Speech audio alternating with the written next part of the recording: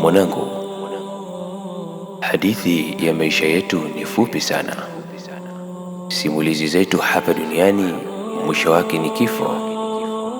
Kama kuna hatma haiwezekani kuikwepa, basi ni hatma ya mauti. Tutakufa tu mwanangu. Swali unalotakiwa kujiuliza, ukifa unaacha hadithi gani kwa watu?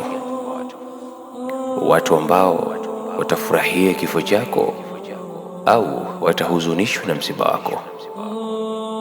Mwanangu, hii inatokana na unavyoishi nao leo kwenye uhai wako. Athari yako ya leo ndiyo itaamua watu kuzungumzia vipi juu ya kifo chako.